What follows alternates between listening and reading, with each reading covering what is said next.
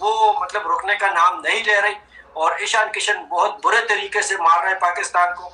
हालांकि एक pressure create किया था सलमानी यागा ने आके, लेकिन शाहीन ने वो सारा मोमेंटम, वो सारा प्रेशर जो है वो खत्म करवा दिया।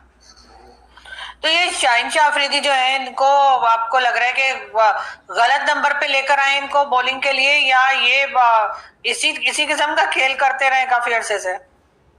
आज जी देखे, शाहीन शाह अफरीदी मतलब के अच्छा बच गया, तो शाहीन शाह अफरीदी जो है वो इंजर्ड भी है, मतलब के फुली वो फिट नहीं है।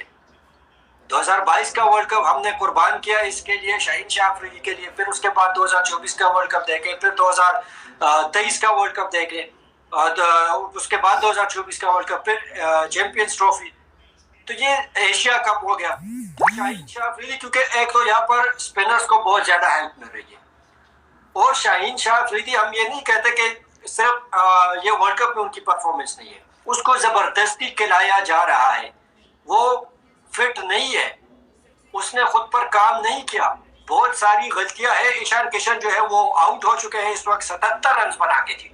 एक और सफलता जो है वो मिली है पाकिस्तानी टीम को, सूर्य कुमार यादव आ चुके हैं और 88 रन 88 पर दूसरी विकेट गिर चुकी है, और साइम अयूब ने, स्पिनर है। मैं जब बात कर रहा हूँ उस्मान तारिक की, शाहीन शाह, कोई चीज़ें बोली जाती है ना आपको कि यार आपने ये काम नहीं करने, तो फिर आपके लिए बड़ी मजबूरी हो जाती है। अब इंडियन टीम के अंदर अगर आपको ये बोला जा रहा है, ज़बरदस्ती बोला जा रहा है कि यार आपने ये वर्ड्स बोलने हैं, आप कप्तान हैं, आप प्रेस कॉन्फ्रेंस में जाएं। अब सूर्या कुमार यादव अपनी मर्जी तो नहीं, ठीक है, हमें बहुत बुरा लग रहा था जब वो पॉलिटिक्स लेके आ रहा था बीच में, लेकिन उसको भी शायद पता है कि यार ये काम मेरा नहीं है, लेकिन मुझसे बुलवाया जा रहा है। ठीक है, उससे पहले जब पीछे रह के टेबल पे बैठ के सलाम हो रहा है, हाथ मिलाया जा रहा है, उसके बाद एकदम से आके सलमान ने भी यही बात की थी ना, यार पीछे सब कुछ ठीक था, सामने आके क्या हो जाता है ये समझ से बाहर है। तो अब ये उससे अंदाजा लगाएं कि उनकी जो है वो सोच क्या है। बाकी जो क्रिकेटर्स है ना, ये जो इंडियन टीम में नहीं है, जो अपने मुल्क में रहते हैं और बिला वजह की फजूल बातें करते हैं, इनको सोचना चाहिए कि यार आप चीज़ों को बेहतर की तरफ लेके जाएं। जिस तरह हमारे पाकिस्तान में जब क्रिकेटर्स बात करते हैं, हमने कभी भी इस किस्म की बातें नहीं की ना, ठीक है, हमारी तरफ से कभी भी क्रिकेट का माहौल हमने ख़राब करने की कोशिश नहीं की।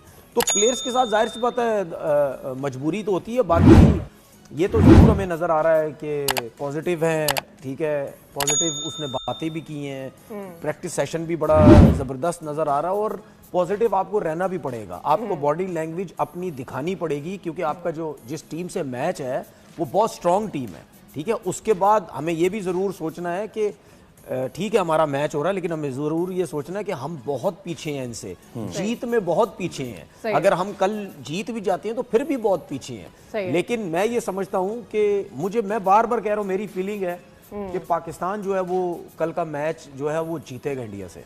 हमें भी ऐसी फीलिंग आ रही है, और मैं बार बार ये बात कर रही हूँ कि odds are going for Pakistan. Fawad भाई आप कुछ कहना चाह रहे हैं? आपको 1 मिनट बिफोर ब्रेक, तो प्लीज। नहीं, मैं बस अभी वही देख रहा था कि जिस तरह का इस्तकबाल मोहसिन नकवी साहब का हुआ है, अगर ब्रेक में मौका मिले तो दिखाएं। मैंने तो आज तक किसी चेयरमैन का ऐसा इस्तकबाल होता नहीं है, प्लेयर्स का जरूर नाच गाना करते हुए देखे, लेकिन जिस तरह से मैं देख रहा हूँ बड़ा ही इंटरेस्टिंग है। वो कैंडी डांस ग्रुप ने उनको वेलकम किया। बात है, मेरे ख्याल में ये तो मानना पड़ेगा कि मेरे ख्याल में सारे ये समझ चुके हैं कि इस बंदे का इस्तकबाल इसी तरह ही करें। एक्चुअली यस, और मेरे ख्याल में ये भी मानना पड़ेगा और मान लिया है उन्होंने कि मोहसिन नकवी साहब has really played very well.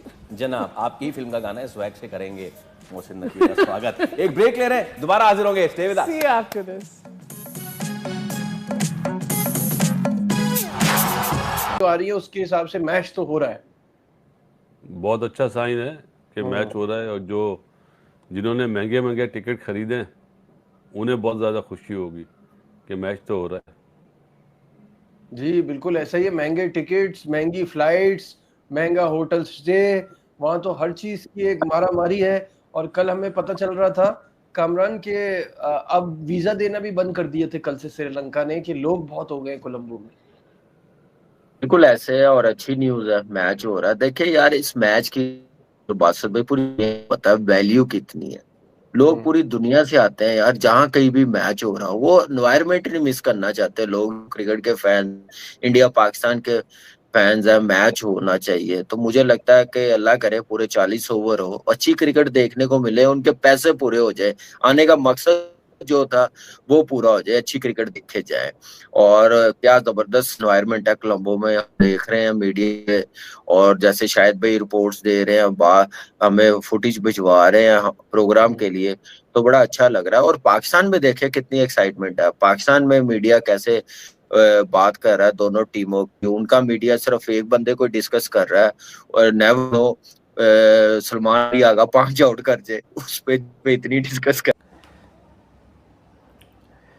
Okay, first ball और पावर प्ले के बाद, और ये बॉल बड़े अच्छे से बैट पर आई है और अच्छे तरीके से ईशान किशन ने खेला भी है।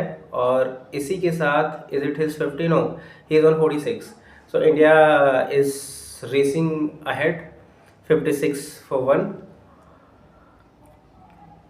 अबरार अहमद की ये बॉल ऑफ स्टंप, 4th या 5th स्टंप पे कह लीजिए थी, और उन्होंने, ईशान किशन ने इसको 3rd मैन की तरफ खेल दिया। It's a 4।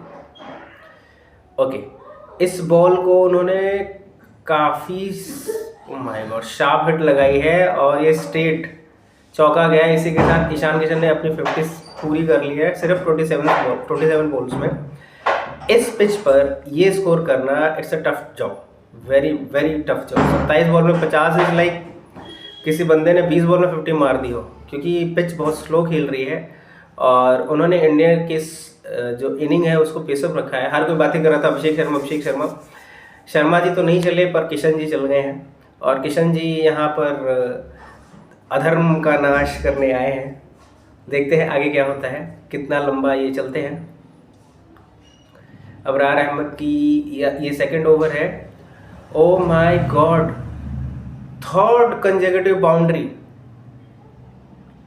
3 back to back चौके मारे हैं अबरार अहमद को ईशान किशन ने। और इसी के साथ इंडिया का जो टोटल है इट इज 64।